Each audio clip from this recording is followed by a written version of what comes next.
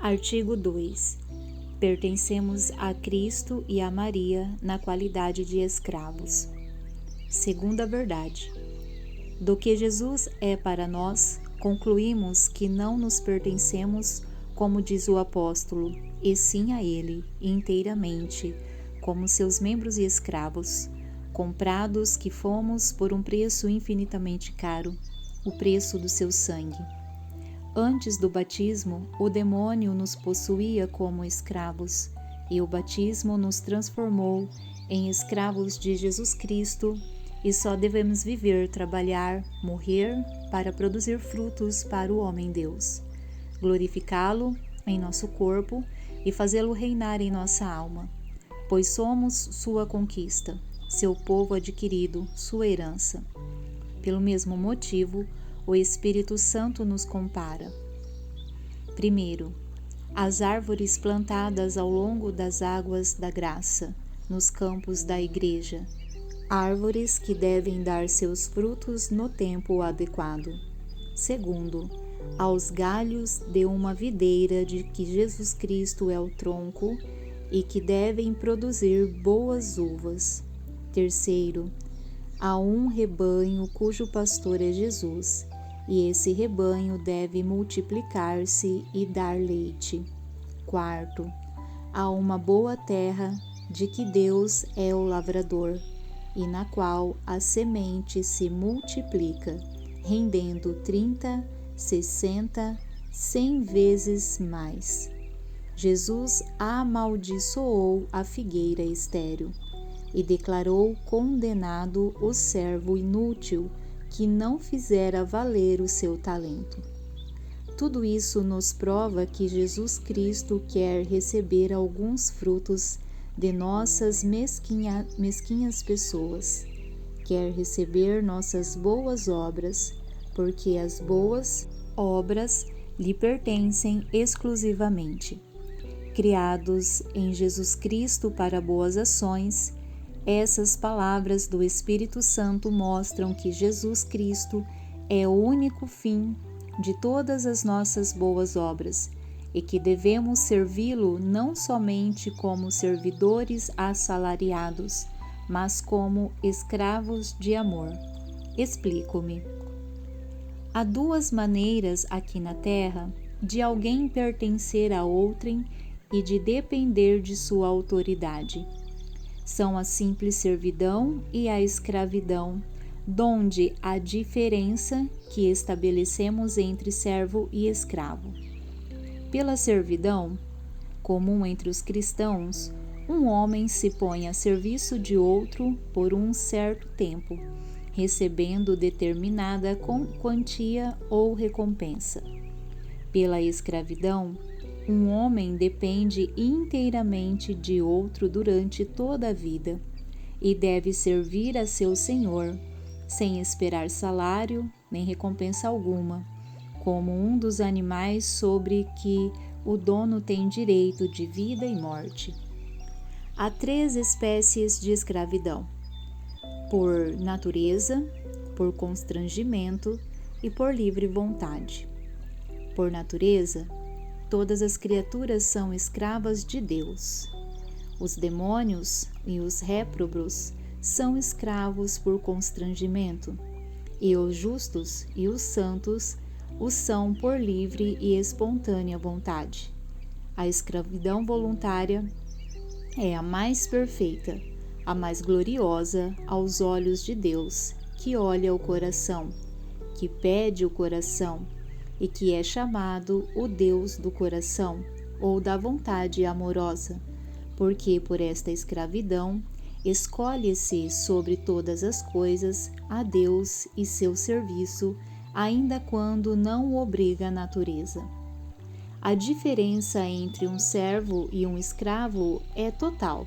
Primeiro, um servo não dá a seu patrão tudo o que é, tudo o que possui, ou pode adquirir por outrem ou por si mesmo. Mas um escravo se dá integralmente a seu senhor, com tudo o que possui ou possa adquirir, sem nenhuma exceção. Segundo, O servo exige salário pelos serviços que presta a seu patrão. O escravo, porém, nada pode exigir, seja qual for a assiduidade, a habilidade, a força que empregue no seu trabalho. O servo pode deixar o patrão quando quiser, ou ao menos quando expirar o tempo de serviço, mas o escravo não tem esse direito. O patrão não tem sobre o servo direito algum de vida e morte, de modo que, se o matasse como mata um de seus animais de carga, cometeria um homicídio.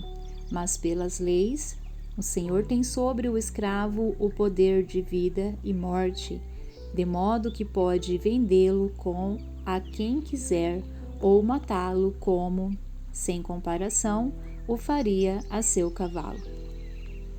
Quinto, o servo, enfim, só por algum tempo fica a serviço de um patrão, enquanto o escravo o é para sempre. Só a escravidão entre os homens põe uma pessoa na posse e dependência completa de outra. Não há, do mesmo modo, que mais absolutamente nos faça pertencer a Jesus Cristo e a sua Mãe Santíssima do que a escravidão voluntária, conforme o exemplo do próprio Jesus Cristo, que, por nosso amor, tomou a forma de escravo, e da Santíssima Virgem, que se declarou a escrava do Senhor. O apóstolo honra-se várias vezes em suas epístolas com o título de Servus Christi. A Sagrada Escritura chama muitas vezes os cristãos de Servi Christi. E esta palavra, servos, conforme a observação acertada de um grande homem, significava outrora apenas escravos, pois não existiam servos como os de hoje. E os ricos só eram servidos por escravos ou libertos.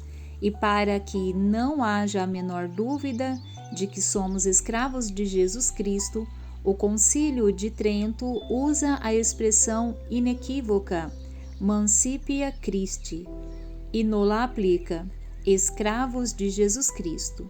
Isto posto, digo que devemos pertencer a Jesus Cristo e servi-lo, não só como servos mercenários, mas como escravos amorosos que, por efeito de um grande amor, se dedicam a servi-lo como escravos pela hora exclusiva de lhe pertencer. Antes do batismo, éramos escravos do demônio. O batismo nos fez escravos de Jesus Cristo. Importa, pois, que os cristãos sejam escravos ou do demônio ou de Jesus Cristo. O que digo absolutamente de Jesus Cristo, digo-o também da Virgem Maria, pois Jesus Cristo, escolhendo-a para sua companheira inseparável na vida, na morte, na glória, em seu poder no céu e na terra, deu-lhe pela graça, relativamente à sua majestade, os mesmos direitos e privilégios que ele possui por natureza. Tudo que convém a Deus pela natureza, convém a Maria pela graça, dizem os santos.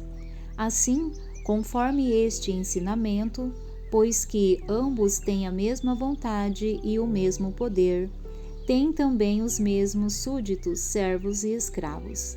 Podemos, portanto, seguindo a opinião dos santos e de muitos doutos, dizer-nos e fazer-se-nos escravos da Santíssima Virgem, para deste modo nos tornarmos mais perfeitamente escravos de Jesus Cristo. A Santíssima Virgem é o meio de que nosso Senhor se serviu para vir a nós, e é o meio de que nós devemos servir para ir a Ele. Bem diferente é ela das outras criaturas, as quais, se a elas nos apegarmos, poderão antes nos afastar que nos aproximar de Deus. A mais forte inclinação de Maria é nos unir a Jesus Cristo, seu divino Filho, e a mais forte inclinação do Filho é que vamos a Ele por meio de sua Mãe Santíssima.